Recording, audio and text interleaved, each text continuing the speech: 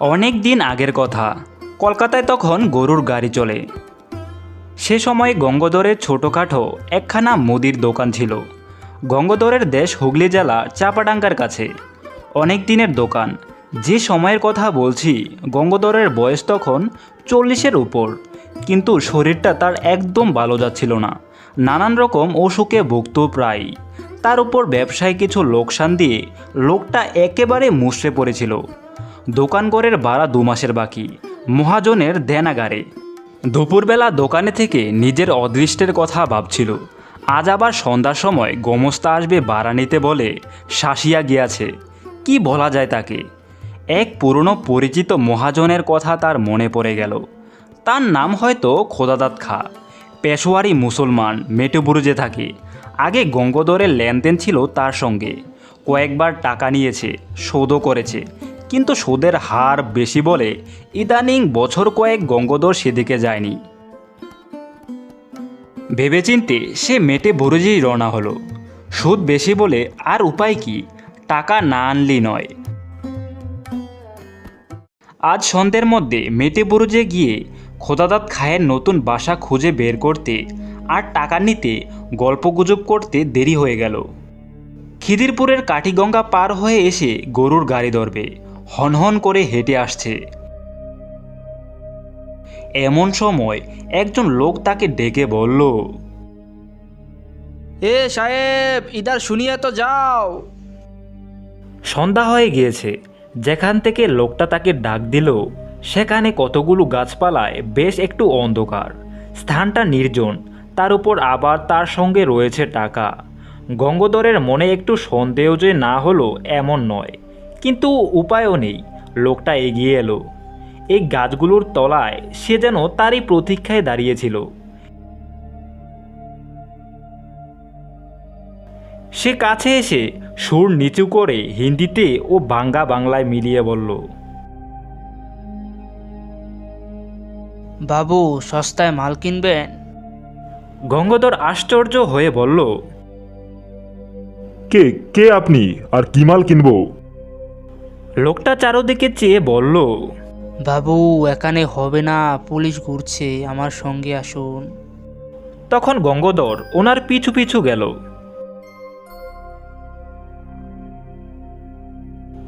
গাছের তলায় এক জায়গায় অন্ধকার খুব ঘন। সেখানে গিয়ে লোকটা বলল, জিনিসটা কোকেন, খুব সস্তায় পাবেন। ডিউটির ছোট মাল, লুকিয়ে দেব। তখন সে চমকে উঠল। সে কখনো এ ব্যবসা করেনি। ডিউটি ছুট কোকেন, কি সর্বনাশী জিনিস! ভালো লোকের পাল্লায় পড়ছে বলে তার মনে হচ্ছে না। সে কিনবে না। লোকটা সম্ভবত পাঞ্জাবি মুসলমান, বাংলা বলতে পারে, তবে বেশ একটু বাঁকা। সে লোকটি অনুনয়ে সুরে বলল, বাবু, আপনি নিন, আপনার ভালো হবে। আমার মুশকিল হয়েছে, আমি মাল বিক্রি লোক খুঁজে পাচ্ছি না। ঘুরে ঘুরে বেড়াচ্ছি কত জায়গা, আবার সব জায়গা তো যেতেও পারি না। পুলিশের ভয় তো আছে, কেউ কথা কইছে না আমার সঙ্গে। সে হয়েছে আরও মুশকিল। হঠাৎ শহরে এত পুলিশের ভয়, তা তো বুঝেন। আগে যারা এই ব্যবসা করত তাদের কাছে যাচ্ছি, তারা আমার দিকে চেয়েও দেখছে না। বাবু, আপনার লোকসান হবে না, মাল দেখুন, পরে দামস্তর হবে। লোকটার গলা সুরে একটা কি শক্তি ছিল। গঙ্গাধরের মন খানিকটা ভিন্ন হলো। কোকেনের ব্যবসাতে মানুষের রাতারাতি বড় মানুষ হয়েছে বটে। বিনা সাহসে বিপদ এড়িয়ে চলে বেড়ালে কি লক্ষ্মী লাভ হয়? দেখাই যাক না। হঠাৎ গঙ্গাধর চেয়ে দেখল সে লোকটা সেখানে নেই। এই তো দাঁড়িয়েছিল, কোথায় গেল আবার? আশেপাশে কেউ শুনতে পারবে বলে এই বয়ে বেশি জোরে ডাকতেও সাহস পেল না। চাপা গলায় বাঙালি হিন্দিতে ডাকলো, কোথায় গিয়াও খা সাহেব? সামনে তাকিয়ে দেখলো খাঁ সাহেব দাঁড়িয়ে আছে। লোকটা বলল, জলদি বলো, রাত হো গিয়া, অনেক দূর জানে হোগা। রুকো, আমি নিব। তখন গঙ্গাধর লোকটির পিছু পিছু যেতে লাগলো। দুজনে পথে যেতে যেতে খাঁ সাহেব একটা বড় অদ্ভুত প্রশ্ন করল। গঙ্গাধরের দিকে চেয়ে বলল, আমায় দেখতে পাচ্ছ তো? কেন পাবো না? এমন বয়স এখনো হয়নি যে এই সন্ধেবেলাতে চোখে ঠাউর হবে না। তখন একবার গঙ্গাধর জিজ্ঞেস করলো, বলছি তোমার বাড়ি কোথায় খাঁ সাহেব? লোকটা সন্দিগ্ধ দৃষ্টিতে চেয়ে বলল, কেন, সে তোমার কি দরকার? পুলিশে ধরে দেবে সেটা যদি ভেবে থাকো তবে ভালো হবে না। মাল দেব, তুমি টাকা দেবে, মাল নিয়ে চলে যাবে। আমার বাসা খুঁজে তোমার কি কাজ? লোভে মানুষের জ্ঞান থাকে না। ব্যাপারটা ভেবে দেখা উচিত ছিল, কিন্তু এখন এসেই গিয়েছে, তখন আর ছাড়া নেই। অনেক দূরে গিয়ে মাঠের মধ্যে একটা ছোট গড় দেখা গেল। সেই পাতলা অন্ধকারে চেয়ে দেখে মনে হলো গড়টা পুরনো এবং যেন অনেককাল পরিত্যক্ত হয়ে পড়ে আছে। মাটির দেওয়াল খসে খসে পড়ছে, জায়গায় জায়গায় ফাটল ধরে আছে। তখন গঙ্গাধর লক্ষ্য করলো খাঁ সাহেব তার পাশে নেই। গঙ্গাধরের কেমন একটা ভয় হলো। কেন সে এখানে এই সন্ধ্যায় আসলো? এরকম জায়গায় কেউ কখনো আসে, বিশেষ করে এতগুলো টাকা সঙ্গে? হঠাৎ অন্ধকারের মধ্যে খাঁ সাহেবের মূর্তি দেখা গেল। লোকটার যাওয়া আসা এমন নিঃশব্দ ও এমন অদ্ভুত ধরনের, যেন মনে হয় অন্ধকারের ওর চেহারা মিলিয়ে গিয়েছিল। খাঁ সাহেব ঘরে ঢুকল। গঙ্গাধর যখন পিছনে পিছনে আসে, তখন ভয়ে গঙ্গাধরের হাত পা ঝিমঝিম করছে, বুক টিপটিপ করছে। এই অন্ধকার ঘরের মধ্যে নিয়ে গিয়ে ঠিক ও লোকটা ওর ওই লম্বা হাতে গলা টিপে ধরবে, কিংবা ছুরি বুকে বসাবে, সেজন্য এতদূর বুলিয়ে এনেছে।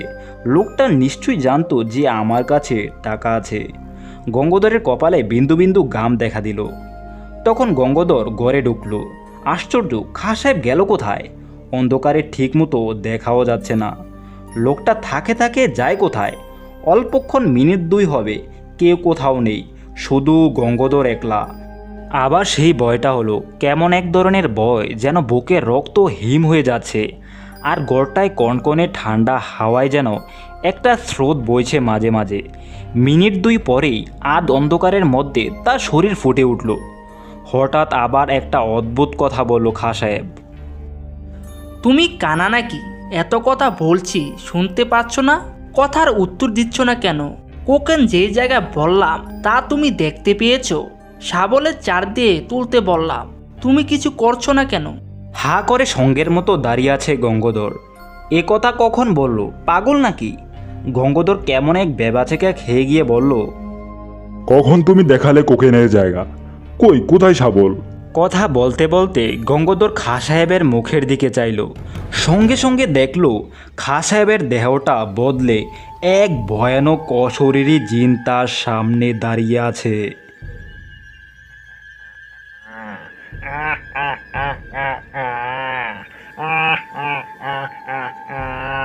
সঙ্গে সঙ্গে গঙ্গাধর চিৎকার করে মাটিতে পড়ে গেল। সকাল হতেই মাঝিরা এসে গঙ্গাধরকে অচেতন অবস্থায় তাদের বাড়ি নিয়ে যায়। তারাই তাকে তার বাড়ি পৌঁছে দেয়। গঙ্গাধরের টাকা ঠিক ছিল, কানাকড়িও খোয়া যায়নি। বন্ধুরা, আমরা দেরি করে ভিডিও আপলোড করার জন্য খুব দুঃখিত, কেননা আমরা তোমাদের জন্য পিসি দিয়ে আরও বেটার অ্যানিমেশন তৈরি করার জন্য আমরা খুব পরিশ্রম করে যাচ্ছি। Character design, background design, hand movement, character dress, আরও অনেক কিছু তৈরি করে যাচ্ছি, যেগুলো অ্যানিমেশন করতে প্রয়োজন হয়। আশা করি সবসময় আমাদের পাশে থাকবেন। ধন্যবাদ সবাইকে।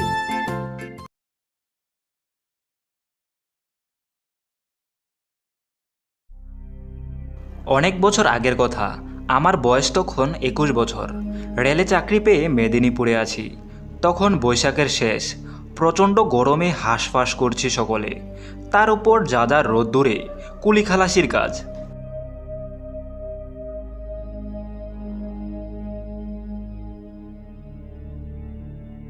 মেদিনীপুর শহরের প্রান্তে কাঁসাই নদীর তীরে বাঁধের উপর আমাদের তাঁবু পড়েছে।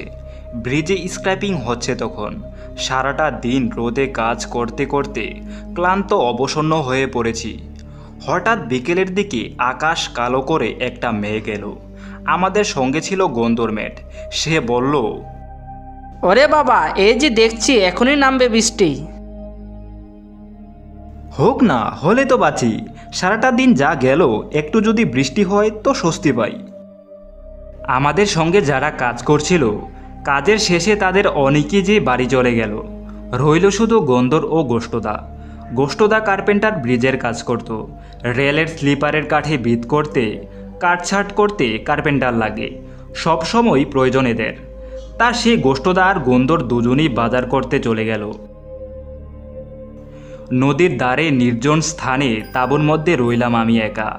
কিছুতেই থাকতে চাইনি, কেননা একে দুর্যোগের পূর্বাভাস, তার উপরে ওই ভয়ঙ্কর নির্জনতা, অথচ উপায়ও নেই। একজন অন্তত পাহারায় না থাকলে সব চুরি হয়ে যাবে। তাঁবু পাহারা দেওয়ার জন্য চৌকিদার একজন থাকে, তবে সে লোকটা আজ 2 দিন হলো অনুপস্থিত। চৌকিদারের নাম ছিল জগাইদা, বড় ভালো মানুষ, বয়স হয়েছে এনার। আমাকে বলে, এসব কাজ তোমাদের নয়, এর কোনো ভবিষ্যৎ নেই। এ কাজ ছেড়ে কোনো অফিস টফিসে যাতে ঢুকতে পারো সেই দান্দাই লাগাও দেখি। কিন্তু অফিসের চাকরি আমাকে কে দেবে, তাই শুনেই যাই। আর শত কষ্ট সহ্য করেও চাকরিটা বজায় রাখি, হাজার হলেও রেলের চাকরি তো। যাই হোক, সবাই চলে গেল, একা আমি মনমরা হয়ে বসে রইলাম। হঠাৎ আমার শরীরের উপর দিয়ে একটা ঠান্ডা স্রোত বয়ে গেল। বুঝলাম বৃষ্টি হচ্ছে কোথাও। চারদিকে অন্ধকার হয়ে আসছে, তবু কোনো রকমে আলোটা জ্বালালাম। হঠাৎ জ্বর উঠল। প্রথমে গো গো করে একটা শব্দ, তারপরেই করকর করে বজ্রপাত। সত্যি বলতে কি, এই ভয়ঙ্কর নির্জনে আমার তখন ভূতের ভয় করতে লাগলো খুব। যত রাগ হলো আমার গন্ধর ও গোষ্ঠদার উপর। আমাকে এইভাবে একা রেখে ওদের চলে যাওয়াটা কি উচিত হলো? আসলে বাজার করতে যাওয়াটা ওদের একটা নাম ছিল। ওরা গেল নেশা করতে, বাজার হয়তো করবে, কিন্তু আজ তা না করলেও কোনো ক্ষতি ছিল না। এখন আমি একা এখানে কি করি? এই নির্জনে ভূতের ভয়, সাপের ভয়, সব কিছুই পেয়ে বসলো আমাকে। তখন মনে মনে ঠিক করলাম, এই চাকরি আর নয়, কাল সকাল হলেই পালাবো। এইসব চিন্তা ভাবনার মধ্যেই হঠাৎ জগাইদার গলা শুনতে পেলাম। আমি তাঁবু থেকে বেরিয়ে এসেই দেখি সত্যি জগাইদা আসছে। জগাইদা আমার কাছে এসে বললেন,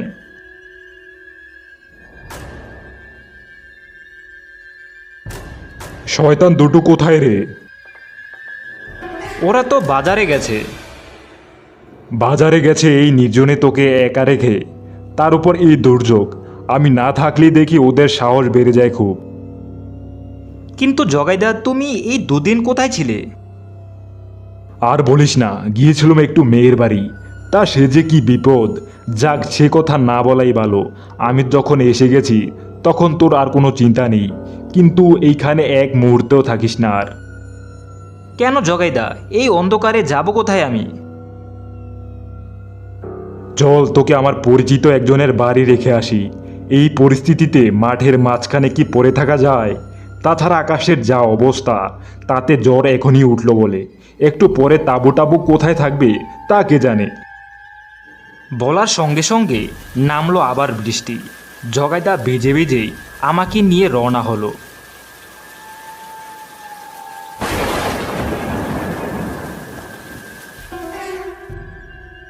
কিছুক্ষণ পর আমাকে নিয়ে চলে এলেন এক গোয়ালার বাড়িতে। এসে হাঁক ডাক করতে বাড়ির লোক বেরিয়ে এলো। জগাইদার বিশেষ পরিচিত এরা। জগাইদা বললেন, আজ রাতটুকুর মতো এই ছেলেটাকে তোমাদের বাড়িতে একটু আশ্রয় দাও দেখিনি। ভদ্রলোকের ছেলে এইরকম ফাঁকা জায়গায় এই দুর্যোগে থাকতে পারে কখনো?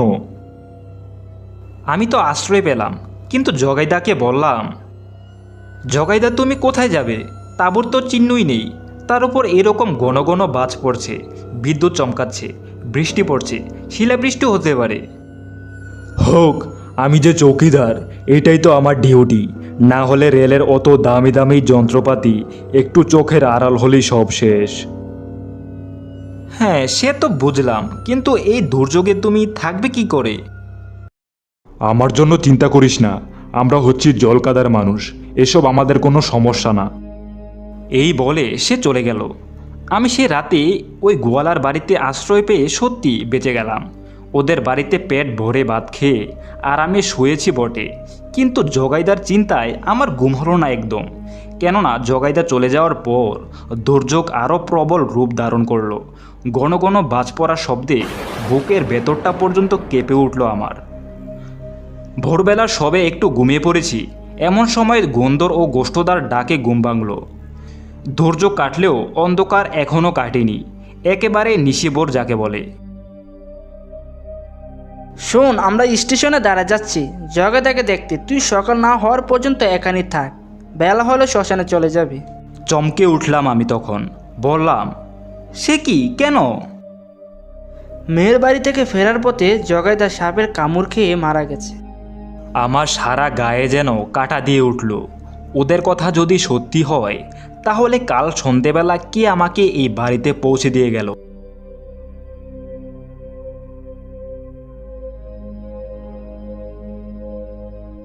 আমি সকাল হতে গোয়ালার বাড়ি থেকে বেরিয়ে নদীর ধারে আমাদের সেই কর্মস্থলে গিয়ে পৌঁছালাম। তখন সেখানে একজন লোক বলল, আমরা তোমার কথাই ভাবছিলাম গো, কি দুর্যোগই না গেল কাল। তিনজন সহকর্মীকে হারালাম। জগাইদা তো মেয়ের বাড়ি থেকে ফেরার পথে সাপের কামড়ে মরল। গুন্দর আর গোষ্ঠদাম মরল ফাঁকা মাঠে বজ্রপাতে। সে কথা শুনে আমার হাত পা তখন ঠান্ডা হয়ে গেছে। তখন থেকেই এই কাজ আর নয়।